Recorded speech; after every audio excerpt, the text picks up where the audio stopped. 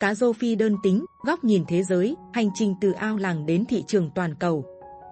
Những năm gần đây, giá thức ăn chăn nuôi tăng cao, đất nông nghiệp thu hẹp, khí hậu ngày càng thất thường. Nhưng trong bức tranh đầy thử thách ấy, có một loài cá đang âm thầm viết lại hy vọng, cá rô phi đơn tính, loài cá được mệnh danh là vua của nước ngọt. Liệu một loài cá bình thường có thể trở thành chìa khóa giúp nông dân đổi đời?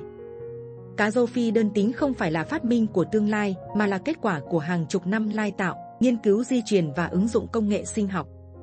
Khác với rô phi tự nhiên, giống cá này chỉ gồm toàn đực, tăng trưởng nhanh hơn 30 đến 40%, không sinh sản tràn lan, dễ quản lý, ít bệnh, phù hợp với mọi mô hình từ hộ nhỏ đến trang trại lớn.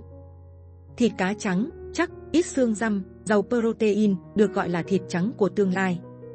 Hiện nay, hơn 130 quốc gia trên thế giới đã nuôi và thương mại hóa cá rô phi đơn tính, biến nó trở thành một biểu tượng toàn cầu của Aqua Revolution, cuộc cách mạng xanh trong ngành thủy sản.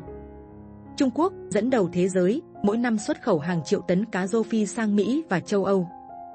Brazil kết hợp công nghệ biofloc và năng lượng mặt trời, giảm 40% chi phí nuôi. Mỹ phát triển các hệ thống RAS khép kín, nuôi cá ngay trong nhà xưởng đô thị. Indonesia và Thái Lan tích hợp aquaponics, kết hợp nuôi cá và trồng rau sạch cùng lúc. Và Việt Nam, đất nước của sông nước và cần cù, đang dần bắt nhịp với thế giới, đưa cá rô phi trở thành động cơ xanh cho nền nông nghiệp hiện đại. Bạn có thể bắt đầu chỉ từ một ao nhỏ, vài trăm mét vuông đất sau nhà, nhưng nếu biết áp dụng công nghệ, hiểu đúng quy trình, bạn đang nắm trong tay một cỗ máy in tiền thật sự. Câu chuyện về cá rô phi không chỉ là chuyện của con cá, mà là câu chuyện về khát vọng đổi đời, về sự thông minh và bản lĩnh của người nông dân hiện đại. Từ những người nuôi nhỏ lẻ đến những start-up nông nghiệp công nghệ cao, tất cả đều đang góp phần vào cuộc cách mạng xanh, nơi nước, ánh sáng và công nghệ hòa làm một. Một loài cá bình dị, một cơ hội phi thường. Hãy cùng bạn của nhà nông khám phá hành trình biến mặt nước thành nguồn vàng xanh, hành trình từ ao nhỏ đến thành công lớn. 1. Hiểu đúng về cá rô phi đơn tính, gà công nghiệp của ngành thủy sản. Chúng ta đang chứng kiến sự trỗi dậy của một loài cá bình dị, nhưng có khả năng nuôi sống hàng triệu gia đình và tạo ra hàng tỷ đô la doanh thu toàn cầu. Đó chính là cá rô phi đơn tính, loài cá được ví như gà công nghiệp của ngành thủy sản thế giới. Không phải ngẫu nhiên mà nông dân từ châu Á đến châu Mỹ đều chọn cá rô phi đơn tính. Giống cá này được lai tạo bằng công nghệ sinh học, giúp toàn bộ cá trong đàn là cá đực, sinh trưởng nhanh, lớn đồng đều, ít bệnh, tiết kiệm chi phí thức ăn. Tốc độ tăng trưởng nhanh hơn 30 đến 40% so với rô phi thường. Ít tiêu tốn thức ăn, hệ số FCR thấp, tức là mỗi kg thức ăn tạo ra được nhiều thịt hơn.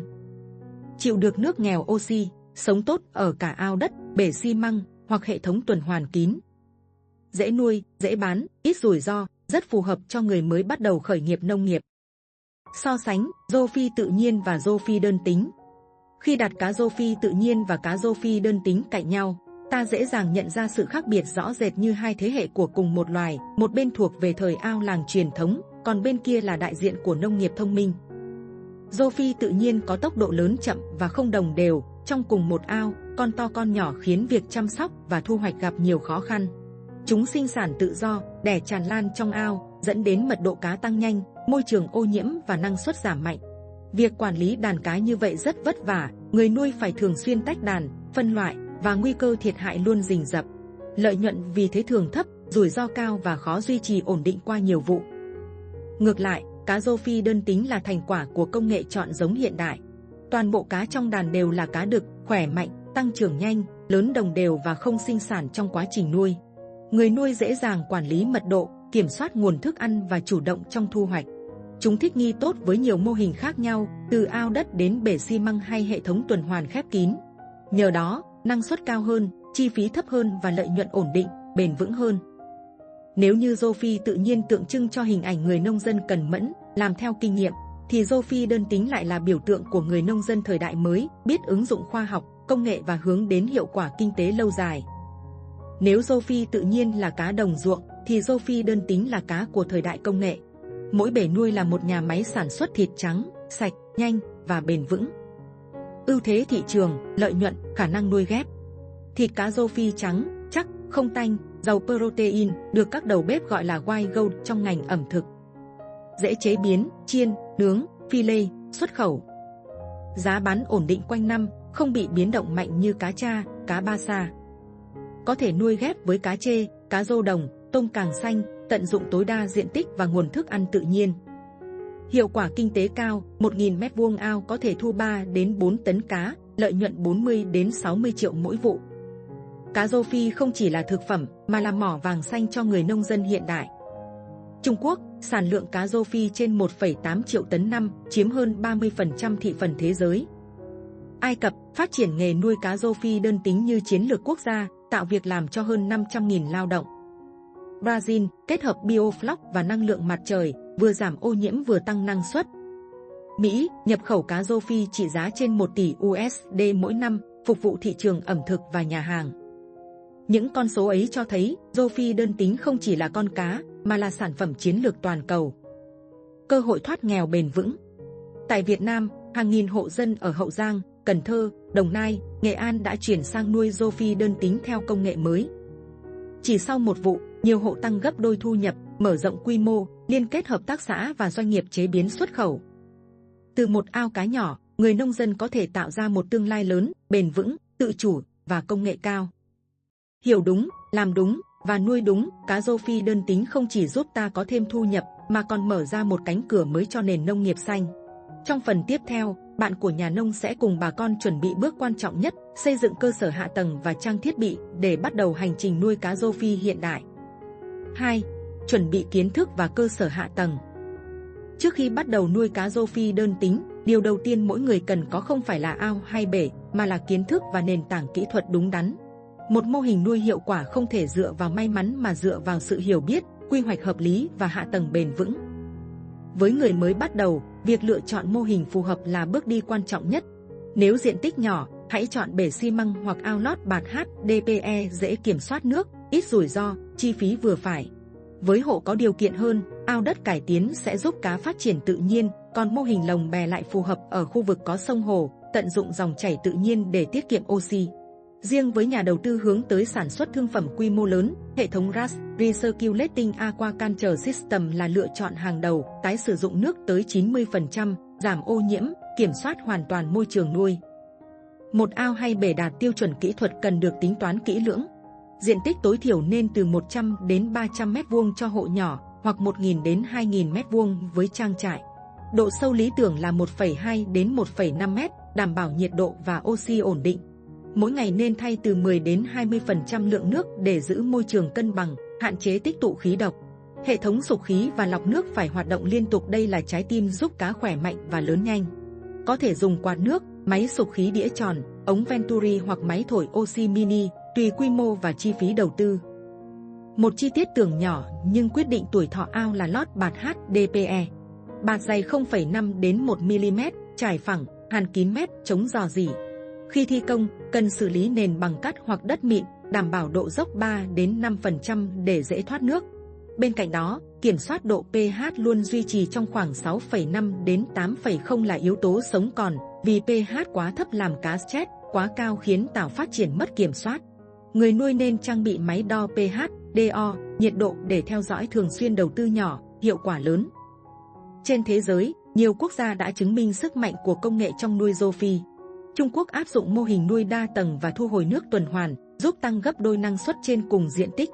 Brazil kết hợp biofloc với hệ thống khí sinh học, vừa xử lý chất thải, vừa tạo nguồn thức ăn tự nhiên, giảm chi phí tới 40%. Trong khi đó, Mỹ dẫn đầu với hệ thống RAS khép kín, nơi mọi thông số như oxy hòa tan, nhiệt độ và amoni đều được giám sát bằng IoT, đảm bảo cá luôn sống trong điều kiện lý tưởng. Dù chọn mô hình nào, điều quan trọng nhất vẫn là hiểu rõ khả năng và điều kiện của mình. Không cần bắt đầu lớn ngay từ đầu. Một bể nhỏ, một ao thử nghiệm, một vụ nuôi đầu tiên, đó chính là khởi đầu của thành công. Khi đã làm chủ kỹ thuật, nắm vững quy trình và kiểm soát được chi phí, bạn có thể mở rộng dần, biến từng mét vuông nước thành nguồn thu nhập bền vững. Trong nghề nuôi, không ai thành công chỉ sau một đêm. Nhưng ai hiểu được giá trị của học hỏi và kiên trì, người đó sẽ thấy ao nhỏ hôm nay chính là nền móng của một trang trại lớn ngày mai. 3. Chọn giống, khởi đầu của thành công. Chọn giống chính là bước khởi đầu của thành công. Một đàn cá khỏe mạnh, đồng đều và thích nghi tốt sẽ quyết định đến hơn 60% năng suất cuối cùng của vụ nuôi.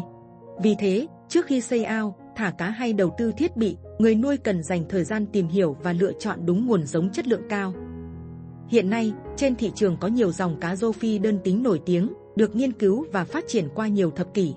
Dòng Gift Genetically Improved Farmed Tilapia, sản phẩm từ chương trình lai tạo của Philippines, được xem là biểu tượng của cá tăng trưởng nhanh và thích nghi rộng. Chichalada, dòng cá Thái Lan, nổi bật với sức đề kháng mạnh, thịt ngon, phù hợp với khí hậu nhiệt đới. Super Tilapia của Brazil và Aquasap của Indonesia được ưa chuộng nhờ tốc độ lớn nhanh và khả năng nuôi mật độ cao. Ngoài ra, dòng lai Israel đang được nhiều trang trại Việt Nam lựa chọn vì thịt săn chắc, ít mỡ và năng suất vượt trội. Một con cá giống đạt chuẩn phải có vảy sáng, bơi linh hoạt, da không chảy xước, không dị tật, kích cỡ đồng đều và phản ứng nhanh khi có tiếng động. Chọn cá khỏe nghĩa là chọn thành công ngay từ đầu. Khi nhập giống, nên mua từ trại uy tín, có chứng nhận kiểm dịch và nguồn gốc rõ ràng. Tránh ham rẻ mà chọn cá chưa qua tuyển chọn, vì chỉ cần vài con bệnh có thể khiến cả đàn thiệt hại. Trước khi thả xuống ao hay bể, khâu xử lý cá giống là bắt buộc. Ngâm cá trong dung dịch muối loãng 2 đến 3% khoảng 5 đến 10 phút để loại bỏ ký sinh, nấm và vi khuẩn bám ngoài da. Sau đó, thả túi cá xuống ao ngâm 10 đến 15 phút để cân bằng nhiệt độ và pH, giúp cá không bị sốc khi tiếp xúc môi trường mới. Đây là bước nhỏ nhưng ảnh hưởng rất lớn đến tỷ lệ sống và tốc độ thích nghi của đàn cá. Về mật độ thả, với ao đất hoặc ao lót bạt HDPE, nên duy trì 3 đến 5 con trên 1 mét vuông, vừa đảm bảo oxy, vừa giúp cá phát triển đồng đều.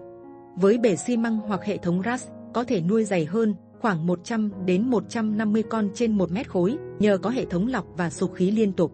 Càng hiện đại, người nuôi càng chủ động kiểm soát môi trường, nhưng nguyên tắc vẫn là mật độ phù hợp, nước sạch, cá khỏe. Thực tế đã chứng minh, chất lượng giống tốt là nền tảng cho năng suất cao. Một nông dân ở bang Kerala, Ấn Độ, từng bắt đầu chỉ với 2.000 con cá giống Gift, trong một bể xi măng tự xây bằng vật liệu tái chế. Nhờ chọn giống chuẩn, quản lý chặt chẽ và tuân thủ kỹ thuật, sau 6 tháng ông đã nhân đàn lên hơn 50.000 con, thu về lợi nhuận gấp 5 lần vốn đầu tư ban đầu. Câu chuyện này không phải phép màu, mà là kết quả của kiến thức, sự tỉ mỉ và lựa chọn đúng đắn ngay từ đầu. Trong hành trình làm nông nghiệp hiện đại, người nông dân không chỉ cần cù mà còn phải hiểu công nghệ, hiểu giống và hiểu thị trường. Một con giống tốt là sự kết hợp của khoa học, kinh nghiệm và tầm nhìn dài hạn. Chọn đúng ngay từ đầu, đó chính là cách rút ngắn con đường đến thành công. Giống khỏe, ao sạch, kỹ thuật chuẩn, 3 nền móng tạo nên vụ mùa vàng. 4.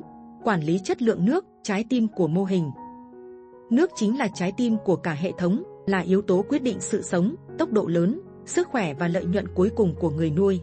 Dù bạn đầu tư hàng trăm triệu đồng cho ao, bể hay thiết bị, nếu không quản lý được chất lượng nước, mọi thứ đều có thể đổ vỡ chỉ sau một đêm. Một môi trường nước lý tưởng là môi trường mà các chỉ số luôn nằm trong ngưỡng an toàn. pH từ 6,5 đến 8,0, nhiệt độ từ 26 đến 32 độ C, DO, oxy hòa tan, trên 4 mg trên lít, NH3 và NO2 gần bằng 0. Mỗi chỉ số là một dấu hiệu sinh tồn của hệ sinh thái trong ao. Khi pH giảm, cá bị stress, ăn kém, khi ngân hàng tăng, cá ngạt thở và chết hàng loạt. Vì vậy, người nuôi cần theo dõi thường xuyên, không theo cảm tính mà phải đo, ghi chép và điều chỉnh kịp thời. Để duy trì môi trường nước ổn định, chế phẩm sinh học và men vi sinh là công cụ không thể thiếu. Mỗi tuần nên bổ sung men vi sinh Bacillus hoặc Lactobacillus để phân hủy chất thải hữu cơ, giảm khí độc. Tảo cát và vi tảo lục cũng đóng vai trò quan trọng, giúp cung cấp oxy tự nhiên, hấp thụ dinh dưỡng dư thừa và cân bằng hệ vi sinh. Tuy nhiên, người nuôi phải kiểm soát mật độ tảo, tránh hiện tượng nở hoa khiến nước thiếu oxy vào ban đêm. Khi pH có dấu hiệu dao động mạnh, nên sử dụng vôi công an CO3 hoặc Dolomite với liều 1,5 đến 2 kg trên 100 m2 để ổn định kiềm, tăng khả năng hấp thụ thức ăn và tiêu diệt mầm bệnh trong nước. Ngày nay, nhiều hộ nuôi đã chuyển sang quản lý bằng thiết bị đo tự động và cảm biến IoT. Các máy đo pH, DO, nhiệt độ, NH3 được kết nối trực tiếp với điện thoại, giúp người nuôi biết ngay khi chỉ số vượt ngưỡng. Với test kit hoặc bảng màu thủ công, bà con cũng có thể kiểm tra nhanh mỗi tuần, nắm được tình trạng ao nuôi mà không cần chuyên môn quá cao. Chính sự chủ động này giúp giảm rủi ro và chi phí xử lý sự cố. Ở Indonesia, các trang trại lớn đã áp dụng hệ thống sục khí năng lượng mặt trời, giúp giảm hơn 25% chi phí điện năng mà vẫn đảm bảo lượng oxy ổn định 24/7.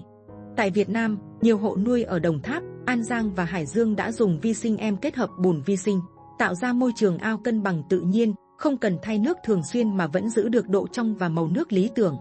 Còn ở Mỹ, một nông dân ở bang Texas chia sẻ, tôi không thay nước suốt 6 tháng, mà cá vẫn khỏe mạnh, phát triển nhanh.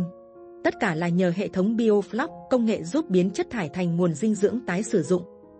Mỗi câu chuyện là một minh chứng cho cùng một nguyên lý, nuôi cá thành công không chỉ nhờ cho ăn, mà nhờ nuôi cả nước. Khi người nuôi hiểu và điều khiển được trái tim của hệ thống, tức là quản lý được môi trường nước, mọi yếu tố khác sẽ tự nhiên vận hành trơn tru. Cá khỏe, chi phí giảm, năng suất tăng và lợi nhuận đến một cách bền vững. Nước sạch, cá khỏe, ao bền. Biết nuôi nước chính là biết nuôi tiền. 5. Dinh dưỡng thức ăn, nuôi đúng cách, lợi nhuận nhân đôi. Thức ăn không chỉ là chi phí lớn nhất mà còn là chìa khóa quyết định lợi nhuận. Một công thức dinh dưỡng đúng, một cách cho ăn hợp lý có thể giúp người nuôi nhân đôi hiệu quả kinh tế mà không cần mở rộng diện tích ao. Cá rô Phi có tốc độ tăng trưởng nhanh, nhưng nhu cầu dinh dưỡng thay đổi rõ rệt theo từng giai đoạn. Giai đoạn cá giống, trọng lượng từ 0,5 đến 5 gram trên một con, cá cần thức ăn chứa hàm lượng đạm cao, 35 đến 40% để phát triển xương và cơ. Khi đạt 50 đến 200 gram, khẩu phần đạm có thể giảm còn 28 đến 32%, bổ sung thêm tinh bột và chất béo để tiết kiệm chi phí. Giai đoạn cá đạt trên 400 gram, tập trung vào thức ăn giàu năng lượng, giúp thịt săn chắc, tăng trọng nhanh mà không tích mỡ. Chính việc phân bổ khẩu phần khoa học này giúp người nuôi không lãng phí thức ăn, đồng thời đảm bảo đàn cá lớn đều, khỏe mạnh. Về nguồn thức ăn, hiện nay có hai hướng chính, thức ăn công nghiệp và tự phối trộn tại chỗ. Thức ăn công nghiệp có ưu điểm dễ sử dụng, đảm bảo dinh dưỡng ổn định, ít rủi ro. Tuy nhiên, giá thành cao và phụ thuộc thị trường. Ngược lại, thức ăn phối trộn giúp chủ động nguồn nguyên liệu, giảm chi phí tới 25 đến 30%. Công thức phổ biến thường gồm cám gạo, bột cá, bột đậu nành, bột côn trùng và dầu cá. Khi kết hợp đúng tỷ lệ và bổ sung chế phẩm vi sinh hoặc enzyme phân giải tinh bột, hiệu quả hấp thu có thể tăng rõ rệt, giúp tiết kiệm 15 đến 20% lượng thức ăn mỗi vụ. Quy trình cho ăn cần tuân thủ nguyên tắc ít nhưng đều. Mỗi ngày nên chia 3 đến 4 lần, cho ăn vào sáng sớm, giữa trưa và chiều mát. Mỗi lần cho ăn, kết hợp sục khí hoặc quạt nước nhẹ để kích thích cá hoạt động và hấp thu oxy tốt hơn. Khi thời tiết thay đổi, cần giảm lượng thức ăn 20 đến 30% để tránh ô nhiễm nước. Những người nuôi chuyên nghiệp luôn quan sát hành vi đàn cá ăn nhanh, nước gợn nhẹ là dấu hiệu tốt, cá bỏ ăn hoặc nổi đầu là cảnh báo môi trường đang xấu. Tại các nước tiên tiến như Brazil và Mỹ, nhiều trang trại đã áp dụng máy cho ăn tự động kết hợp cảm biến nhận dạng bầy cá. Hệ thống này đo lường phản ứng của cá để điều chỉnh lượng thức ăn theo thời gian thực, giảm thất thoát và tối ưu chi phí. Một số mô hình còn tích hợp AI phân tích hành vi đàn cá, giúp phát hiện sớm bệnh hoặc stress qua tần suất ăn, tiết kiệm hàng nghìn USD mỗi năm. Tại Việt Nam, mô hình tự chế thức ăn từ phụ phẩm nông nghiệp đang trở thành xu hướng hiệu quả và bền vững. Ở Đồng Tháp, một trang trại nhỏ đã tận dụng cám gạo, bã đậu nành và bột cá tạp địa phương, trộn cùng enzyme sinh học để tăng khả năng tiêu hóa. Nhờ đó, mỗi kg cá thành phẩm chỉ tốn 1,2 đến 1,3 kg thức ăn, thay vì 1,6 đến 1,8 kg như trước. Sau 6 tháng, lợi nhuận tăng hơn 30%, trong khi chi phí giảm đáng kể. Khi hiểu đúng cách nuôi và nuôi đúng cách, người nông dân không chỉ nuôi cá, mà còn nuôi cả giá trị của sự sáng tạo và tiết kiệm thông minh. Thức ăn là chi phí, nhưng nếu biết cách, nó cũng chính là lợi nhuận. Đó là bí quyết giúp người nuôi cá rô Phi bước từ đủ sống đến giàu có bền vững, con đường mà bạn của nhà nông luôn đồng hành để chia sẻ và lan tỏa. 6. Phòng và trị bệnh, chữ nhẫn trong nghề nuôi. Trong nghề nuôi cá rô Phi đơn tính, phòng bệnh chính là nghệ thuật của sự kiên nhẫn và cũng là bí quyết để tồn tại bền vững. Một vụ nuôi thành công không phải khi cá lớn nhanh, mà là khi đàn cá đi hết chu kỳ mà không mắc bệnh, không thiệt hại. Bởi trong thế giới thủy sản, chỉ cần một lần chủ quan, người nuôi có thể mất trắng cả năm công sức. Cá rô Phi tuy khỏe, dễ thích nghi, nhưng vẫn có những kẻ thù vô hình rình rập dưới mặt nước. Phổ biến nhất là bệnh nấm khiến da cá xám trắng, vảy bong tróc, trùng bánh xe bám vào mang làm cá ngạt thở. Vi khuẩn Streptococcus gây lồi mắt, xuất huyết và chết hàng loạt, cùng bệnh đường ruột khiến cá bỏ ăn, chậm lớn. Mỗi căn bệnh đều có thể lây lan nhanh nếu người nuôi không kịp thời xử lý. Vì vậy, thay vì đợi bệnh đến mới chữa, phòng bệnh chủ động là nguyên tắc vàng. Môi trường nước phải được giữ ổn định, pH từ 6,5 đến 8,0, oxy hòa tan trên 4 mg trên lít và không để chất thải tích tụ. Mỗi tuần nên thay nước một phần, bổ sung vi sinh, giúp cân bằng hệ sinh thái trong ao. Cùng với đó, việc kết hợp thảo dược tự nhiên đang trở thành xu hướng được nhiều hộ nuôi áp dụng, tỏi giúp kháng khuẩn đường ruột, lá xoan diệt ký sinh, bồ kết khử nấm và tăng đề kháng tự nhiên cho cá. Những giải pháp này an toàn, tiết kiệm và thân thiện môi trường. Song song, người nuôi nên bổ sung vitamin C, khoáng chất và men tiêu hóa vào khẩu phần ăn giúp cá khỏe, ít stress khi thời tiết thay đổi. Một số trại giống tiên tiến còn áp dụng tiêm phòng định kỳ hoặc trộn kháng thể tự nhiên vào thức ăn để tăng sức đề kháng toàn đàn. Công nghệ hiện đại cũng đang thay đổi cách người nông dân chống lại dịch bệnh. Nano bạc và ozone được dùng để khử khuẩn nguồn nước mà không gây độc cho cá, trong khi probiotic vi sinh giúp ức chế vi khuẩn có hại và tái tạo hệ vi sinh có lợi trong ao. Ở Ấn Độ và Thái Lan, các trang trại lớn đã áp dụng mô hình biosecurity 3 lớp gồm ao lắng, ao nuôi và ao xử lý, tạo thành một hệ thống bảo vệ khép kín, đảm bảo không mầm bệnh nào có thể xâm nhập từ ngoài vào hoặc lây lan ra môi trường xung quanh. Tại Việt Nam, nhiều hộ nuôi ở An Giang, Hậu Giang hay Nghệ An đã học hỏi và biến tấu mô hình này theo điều kiện thực tế, sử dụng ao lắng có thả bèo và vi sinh xử lý nước, ao nuôi chính lót bạt HDPE và ao xử lý cuối dùng tảo và em gốc để tái tạo nguồn nước tuần hoàn. Nhờ đó, họ không chỉ kiểm soát bệnh tật hiệu quả mà còn giảm được 40% chi phí thuốc hóa học mỗi vụ. Một người nông dân lâu năm từng chia sẻ, cá khỏe thì người nuôi khỏe, phòng bệnh không phải chi phí mà là đầu tư thông minh, đầu tư cho sự an tâm, cho năng suất và cho tương lai. Và đó chính là chữ nhẫn trong nghề nuôi, kiên trì quan sát, chăm từng chi tiết nhỏ, giữ ao sạch, nước ổn định, cá khỏe. Bởi một con cá sống sót khỏe mạnh hôm nay chính là lợi nhuận của ngày mai. Nuôi cá không khó, khó là nuôi được sự bình tĩnh và kiên định. Đó là điều mà bạn của nhà nông luôn nhấn mạnh trên hành trình đồng hành cùng bà con, để nghề nuôi thủy sản Việt Nam ngày càng an toàn, bền vững và đáng tự hào. 7. Công nghệ mô hình hiện đại hiệu quả. Trong thời đại nông nghiệp 4.0, những ao cá truyền thống đang dần thay đổi diện mạo. Người nông dân không chỉ nuôi cá bằng kinh nghiệm, mà còn bằng công nghệ, dữ liệu và trí tuệ nhân tạo. Từ những làng quê Việt Nam cho đến các trang trại công nghệ cao ở Brazil, Mỹ hay Israel, một làn sóng mới trong nuôi trồng thủy sản đang lan tỏa mạnh mẽ, hiện đại hơn, bền vững hơn và lợi nhuận cao hơn.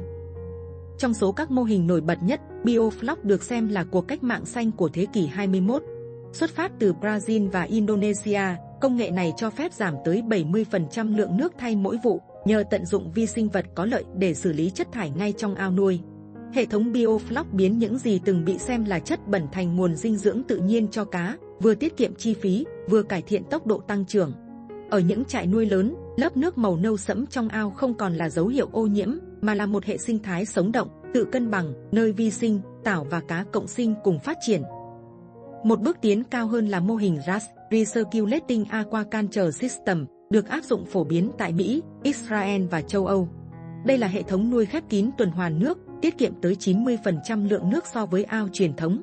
Nước được lọc, xử lý, tái sử dụng liên tục qua các tầng lọc cơ học, sinh học và ozone, giúp người nuôi kiểm soát hoàn toàn môi trường sống của cá.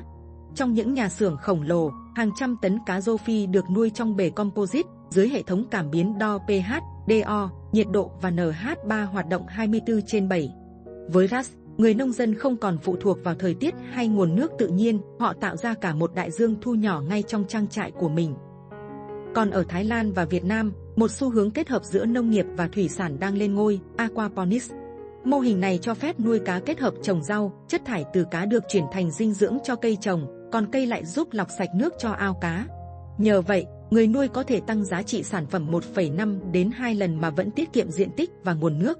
Nhiều hộ gia đình đã biến sân thượng, vườn sau nhà hay khu đất nhỏ thành hệ thống vườn, ao, nhà thu nhỏ, vừa cung cấp thực phẩm sạch, vừa tạo thu nhập ổn định. Song song với các mô hình này là làn sóng chuyển đổi số trong nông nghiệp thủy sản. Giờ đây, nông dân có thể theo dõi ao nuôi qua điện thoại, kiểm tra chất lượng nước bằng cảm biến IoT và thậm chí dự báo tốc độ tăng trưởng của cá bằng AI. Ứng dụng thông minh giúp ghi lại dữ liệu về lượng thức ăn, nhiệt độ, pH và gợi ý điều chỉnh kịp thời để tối ưu năng suất. Ở nhiều nơi, robot và máy cho ăn tự động đã thay thế sức người, giúp tiết kiệm thời gian, công lao động và giảm sai sót. Những công nghệ này không chỉ giúp người nông dân bớt vất vả, mà còn giúp họ làm giàu thông minh hơn. Một người nông dân ở Cần Thơ từng nói: "Trước kia tôi nuôi bằng kinh nghiệm, giờ tôi nuôi bằng dữ liệu và lợi nhuận của tôi tăng gấp đôi." Đó chính là hình ảnh của nông dân thời đại mới, người biết kết hợp giữa bàn tay cần cù và trí tuệ công nghệ, giữa truyền thống và hiện đại. Công nghệ không thay thế người nông dân, nó chỉ giúp họ làm giàu thông minh hơn. Đó là thông điệp mà bạn của nhà nông muốn gửi gắm, bởi mỗi ao cá hiện đại hôm nay không chỉ là nơi sản xuất, mà là biểu tượng của một nền nông nghiệp bền vững, hiệu quả và đầy khát vọng đổi thay. 8. Thu hoạch, chế biến, tiêu thụ. Trong nghề nuôi cá rô phi đơn tính, thu hoạch không chỉ là kết thúc một vụ nuôi, mà là thời khắc gặt hái công sức, trí tuệ và sự kiên nhẫn của người nông dân.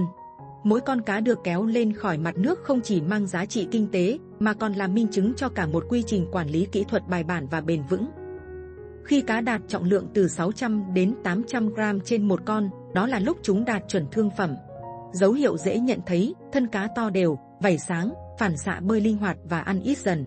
Nếu nuôi theo đúng quy trình dinh dưỡng và quản lý nước, tỷ lệ cá đạt chuẩn có thể lên tới 90%, đảm bảo nguồn hàng đồng đều cho thị trường. Kỹ thuật thu hoạch đóng vai trò then chốt để giữ chất lượng cá ở mức cao nhất. Trước khi kéo lưới 1 đến 2 ngày, nên ngưng cho ăn, giúp cá tiêu hóa hết thức ăn trong ruột, tránh gây ô nhiễm và giảm mùi hôi sau thu hoạch.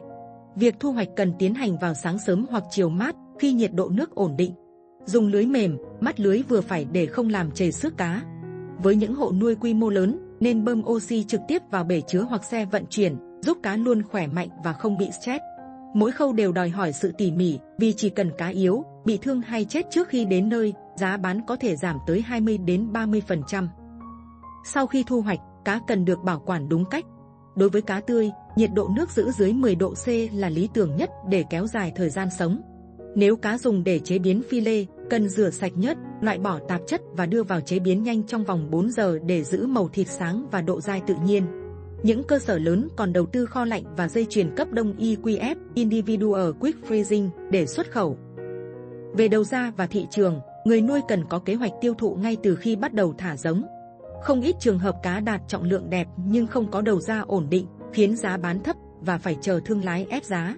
Bà con có thể liên kết với hợp tác xã hoặc doanh nghiệp chế biến, ký hợp đồng bao tiêu từ đầu vụ để chủ động đầu ra.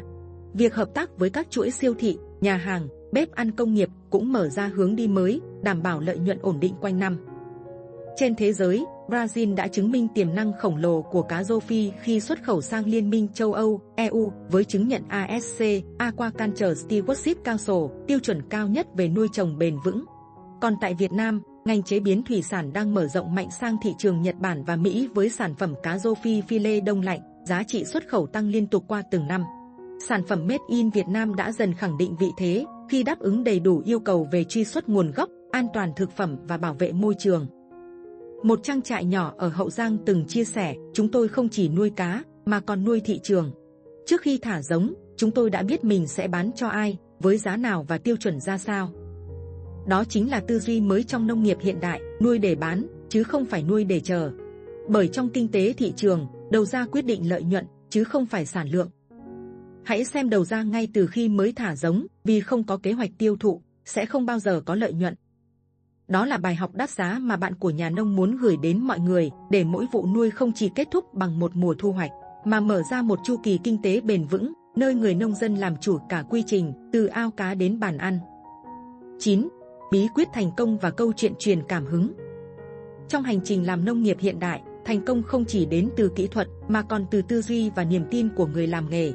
Những người biết bắt đầu nhỏ, học không ngừng, và dám kiên trì đi tới cùng, chính là những người đã biến mặt nước bình thường thành dòng vàng chảy mãi. Trên thế giới, không thiếu những tấm gương chứng minh rằng nghề nuôi cá rô phi đơn tính có thể trở thành con đường làm giàu bền vững.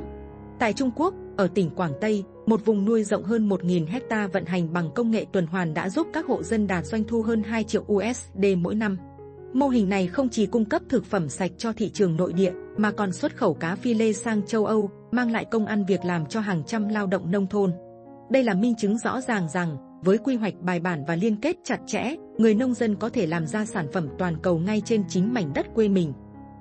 Ở bên kia bán cầu, Mỹ chứng kiến sự trỗi dậy của những start-up nông nghiệp ứng dụng công nghệ cao. Bluestream, một công ty khởi nghiệp ở bang Texas, đã xây dựng hệ thống RAS khép kín trong nhà xưởng, nuôi cá rô phi trong môi trường hoàn toàn kiểm soát. Nhờ công nghệ cảm biến, AI và IoT, mỗi chỉ số pH, nhiệt độ, oxy đều được tự động cân chỉnh, tạo ra nguồn cá sạch đạt chuẩn hữu cơ cho chuỗi siêu thị Whole Foods. Bluestream không chỉ bán cá, họ bán giá trị của sự minh bạch, bền vững và hiện đại, chứng minh rằng nông nghiệp không hề lỗi thời, chỉ cần được làm lại bằng trí tuệ. Còn ở Việt Nam, câu chuyện thành công đến từ một nông dân bình dị ở Hậu Giang.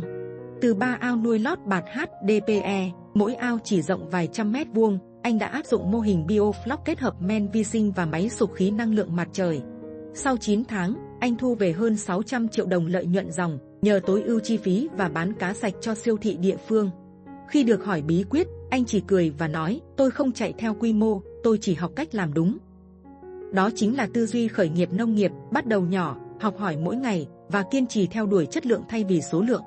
Trong thế giới của nông nghiệp công nghệ, người chiến thắng không phải ai có vốn lớn nhất, mà là ai hiểu rõ nhất về con cá, dòng nước và thị trường. Ngày hôm nay, bạn không cần có 10 hecta đất, không cần nhà xưởng hiện đại. Chỉ cần một ao nhỏ, một ý chí lớn và một tầm nhìn dài hạn.